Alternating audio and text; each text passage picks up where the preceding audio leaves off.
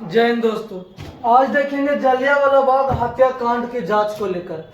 इन जलियांवाला बाग हत्याकांड को लेकर क्या क्या किया गया था, कौन सा आयोग का गठन किया गया था, उन चीजों पर आज हम लोग बात करने वाले हैं।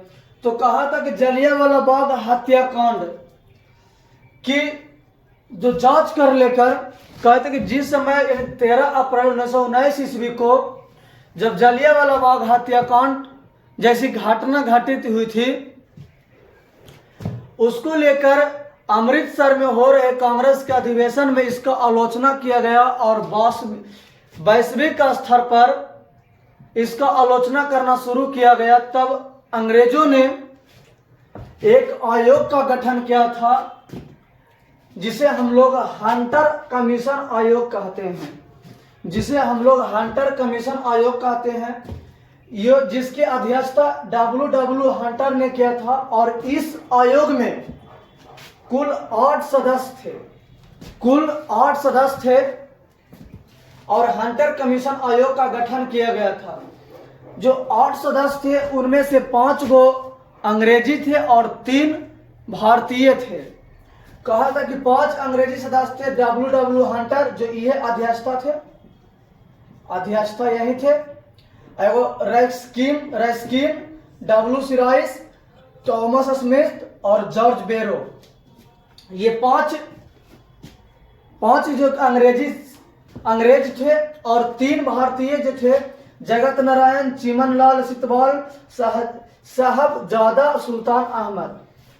यह हंटर कमीशन आयोग के 8 सदस्य थे।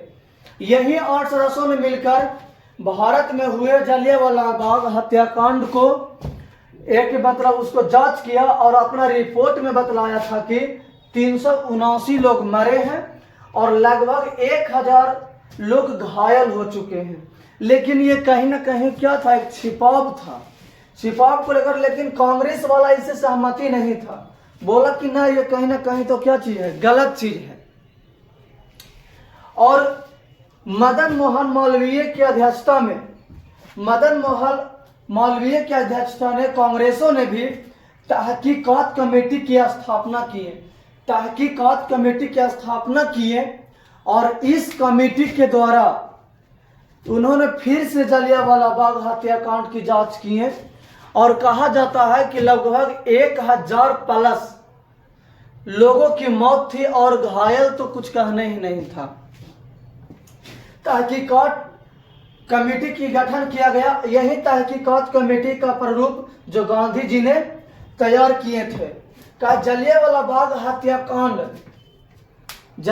बाग हत्याकांड को दोषियों को बचाने के लिए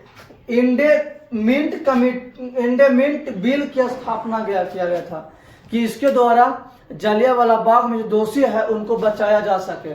तो कभी कभार पूछ भी सकते हैं कि जलियांवाला बाग हत्याकांड में दोषियों को बचाने के लिए क्या चलाया गया था, तो इंडेमिट बिल को लाया गया था। कहा जाता है कि हंसराज नामक भारतीय ने अंग्रेजों का सहयोग किए थे। यानी कह सकते कि यहाँ पूरा देश शोक मना रहा था, तो यही हंसराज नामक भारतीयों ने अंग्रेजों को सहयोग किए थे। कहा जाता है कि जनरल ओ डायर को लेकर जब उधम सिंह ने सोचा कि हमारा देश में आकर आप इतनी भारी घटनाएं कर सकती है, तो उसको छोड़ने वाले नहीं थे। और उधम सिंह ने पहले के जमाने के पासपोर्ट वीजा लाता था, किसी डायरेक्ट चल दिए व्यापारिक तौर पर। और उन्होंने जब लंदन पहुंचे, देखे लैक्सटन हॉल में एक जनसभा हो रहा था। इन्होंने पहले पता किया कि क्या है, ओ डायर है कहां पे। जब पता किए तो पता लगा कि लैक्सटन हॉल में एक सभा हो रहा, उसी में ओ डायर गए हुए हैं। उधम सिंह ने वहां पर गए और जाकर अकेले उस सभा में हिलकर पूछें कि इसमें जनरल ओ डायर कौन है। क्योंकि जनरल ओ डायर की पहचानना कोई बात ही थोड़ी सी बात है, क्योंकि जिस समय ये घटना घटा था 13 अप्रैल 1919 के, तब उस समय वे जवान थे। अब 21 साल के बाद आप जा रहे हैं तो कुछ तो बूढ़ा हो गए तो पता नहीं लग रहा था। तो बोले कि सब तो देखकर इनको डर हो गया, सामान जब निकाले तो डर से कितना भागने लगे।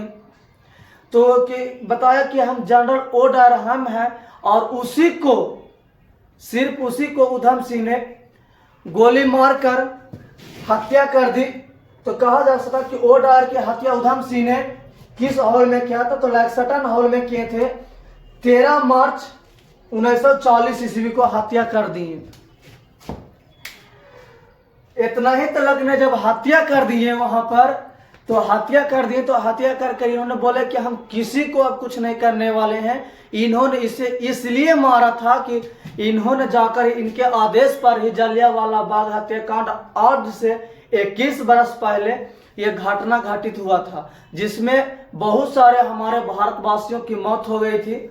अब हम किसी को नहीं मारने वाले हैं। और उसी वक्त उसी उधम सिंह को पकड़ लिया गया, और पकड़कर कहा जाता है कि कुछ दिनों के बाद उन्हें लंदन में ही फांसी पर चढ़ा दिया गया था। यानी हम कह सकते हैं कि उधम सिंह का मौत यानी फांसी कहाँ पर पड़ा था? तो लंदन से।